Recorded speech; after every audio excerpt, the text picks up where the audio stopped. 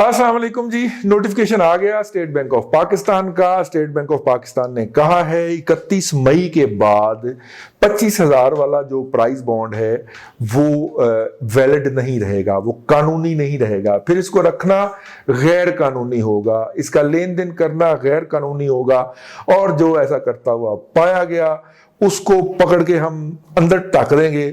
और ज्यादा इम्कान है कि हम वो क्लास लगाएं जिसमें 90 दिन तक तो आपका पता ही नहीं बताना ना आपके वुरसा को कि तुसी किथे गए हो, मर गए हो, जिंदा हो। ये वो वाली उस कैटेगरी में लेके जा रहे हैं, क्योंकि इसको बंद किया जा रहा है उसी लाइन के अंदर जिस लाइन में पहले 40,000 वाला प्राइस बॉन्ड बंद किया गया था और कहा गया था कि FATF की तरफ से इतराज आया है।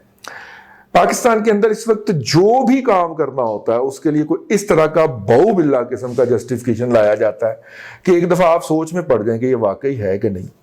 FATF ने कतन ये नहीं कहा कि आप 40,000 वाला प्राइस बॉन्ड बंद कर दें जैसा कि आपने पहले बंद किया था, या 25,000 वाला प्राइस बॉन्ड बंद कर दें लेकिन जैसा कि आपने अब किया। FATF ने यह कहा है कि आपके यहां ग्रे इकोनॉमी का साइज बहुत बड़ा है और ग्रे इकोनॉमी से ही टेरर फाइनेंसिंग होती है, ये टेरर फंडिंग होती है।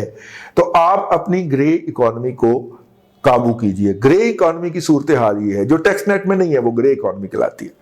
ग्रे इकोनॉमी ये कतन उसका मतलब ये नहीं कि स्मगलिंग का पैसा है या कोई मनी लॉन्ड्रिंग का पैसा है। सिंपल ये है कि जो टैक्स नेट में नहीं आना चाहता वो ग्रे इकोनॉमी कहलाता है। आप प्लाट खरीदने से लेके और जो भी कोई महंगी चीज खरीदना चाहें तो वहां पे सौदेबाजी शुरू हो जाती है कि लीगल पैसे इतने दूंगा और बाकी जो है वो आप मेरे से कैश ले लें। कैश जो का मतलब होता है ग्रे इकोनॉमी, जिसके ऊपर आपने टैक्स नहीं दिया हुआ। तो कैश जब आप बड़ा सारा लेके चलेंगे तो मसाइल पैदा होंगे। आप एक नोट लेके चलते थे 40,000 हो जाते थे, अगर आप 5-5 हज़ार के नोट लेके चलेंगे तो 8 नोट लेके चलना पड़ेंगे, तो वॉल्यूम बढ़ जाएगा ना। तो ये वॉल्यूम कम करने के लिए लोग प्राइस बॉन्ड को भी लेन देन में इस्तेमाल कर लिया करते थे। लेकिन 31 मई जब स्टेट बैंक ऑफ पाकिस्तान की तरफ से डेडलाइन आ गई तो अब इसका मतलब है कि अगर आपकी ट्रांजैक्शन अगर इस मोड में है तो आप उसको कर लेंगे। लेकिन बात वहां पे वापस आ गई कि ग्रे इकोनॉमी को रोकने के लिए कहा था। तो हमारी हुकूमत ने उसका तर्जुमा ये किया कि ये बड़े बड़े डिनोमिनेशन के जो प्राइस बॉन्ड हैं इनको रोक दिया जाए। सवाल पैदा होता है लोग ऐसा करते क्यों हैं? दुनिया भर के अंदर तो ऐसे नहीं होता कि इतना बड़ा बड़ा साइज हो ग्रे इकोनॉमी का। दुनिया भर के अंदर नैब भी तो नहीं ना होता। आप 1.5 करोड़ का या 1 करोड़ का, मतलब इस वक्त किसी अच्छी आबादी के अंदर 1.5 करोड़, 1.25-2 करोड़, बल्कि मॉडरेट, अच्छी नहीं मॉडरेट, 1.5-2 करोड़ रुपए से कम का कनाल प्लॉट अवेलेबल नहीं है। आप कनाल का प्लॉट खरीद के घर जाते हैं तो अगले दिन आपको FBR का नोटिस आता है, और ये लाजमी होता है कि FBR के नोटिस के ठीक 1 हफ्ते के अंदर आपको नैब का नोटिस आएगा। ठीक है, अब पहले जाके आप उनको सफाइयां दें ना, वो जो रिटायरमेंट के बाद नई अपॉइंटमेंट लेके नौजवानी में आ गए हुए हैं इधर, उन्हें बताएं। अपने वो एसेट बताने को तैयार नहीं है नैब हुकाम, वो स्टेट सीक्रेट है, उनकी सिक्योरिटी पड़ जाएगी। आपको वो बैठा लेंगे और फिर वो आपसे आपकी मासूमियत या आपकी शख्सियत के हवाले से आपसे फिर नेगोशिएट करेंगे। अगर आप एक लोले शक्ल से वाक़या हुए हैं तो कोई पता नहीं है कि वो प्लाट के 25 से लेके 50% तक आपसे वसूलें और उसकी कोई रसीद भी ना दें। आप कहते फिर रसीदा कड्डो, वो रसीद भी ना दें और कहेंगे जाएं अब मामला साफ हो गया। ठीक है, आप क्लियर है हमारी तरफ से। और अगर आप कोई आगे से कुछ थोड़ी सी गुफ्तगू के अंदर थोड़ा सा धांसूपन का मुजाहरा कर लें या अक्लमंदी का मुजाहरा कर लें तो हो सकता है कि आपकी सिंपल नोटिस से ही जान छूट जाए। ये आपके ऊपर खुद मुनसर है, लेकिन होगा जब एक बंदे ने 0.5% आधा फीसद मार्जिन पे खेलना है, ट्रांजैक्शन कर रहा है, ठीक है ना, तो आप उसे जाके कहेंगे जी आपके अकाउंट, और एक अमाउंट को वो दिन में 3-4 दफा घुमा लेता है, दिन में 3-4 दफा घुमा लेता है। चले 1 दफा घुमा लेता है, 1 करोड़ रुपया है तो 1 करोड़ रुपए को दिन में 1 दफा घुमाता है तो महीने का टर्नओवर उसका 30 करोड़ का हो गया।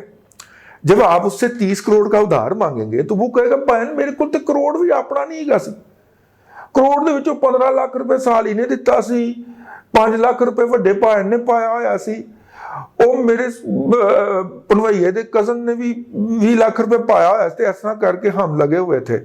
तो मैं इसको घुमाता था इधर चौहालवी में बैठ के। ठीक है, تو نتیجے کے طور پہ آدھے % پہ ہم کھیل رہے ہوتے تھے، بلکہ بعض کا اس سے بھی نیچے ہم پروفٹ آ کے چیز آگے چلا دیتے تھے.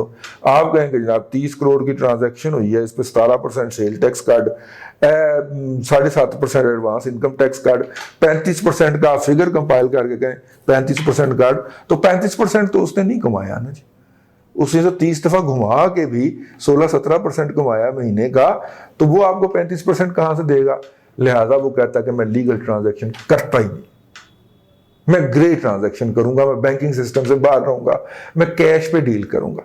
اور جب یہ ہوتا ہے تو پھر گرے اکانومی کا سائز بڑھتا جاتا. ایک اندازے کے مطابق 40% ہے ہماری گرے اکانومی کا سائز، اور دوسرے اندازے کے مطابق 60% ہے ہماری اکانومی کا جو ہے وہ سائز. ٹھیک ہو گیا؟ تو جو بھی فگرز ہے، دونوں فگر 40% یا 60% دونوں ہیں الارمنگ، اور ان کے ہونے کی وجہ یہ ہے کہ نیب ہے.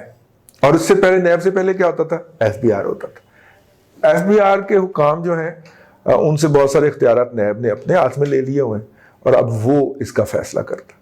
تو اگر آپ نے نیب شیب کے یا FBR کے کسی اس میں نہیں پڑھنا، تو 31 مئی سے پہلے اپنے 25,000 والے جو پرائز بانڈ ہیں ان کو براہ راست کیش کر لیجئے یا بالواسطہ کر لیجئے تھوڑا بہت مارجن دے کے. بس یہی آپ سے عرض کرنا تھا آج کے اس ولاگ کے اندر. اللہ آپ کو آسانیاں عطا کرے اور آسانیاں خلق خدا میں تقسیم کرنے کی توفیق عطا کرے.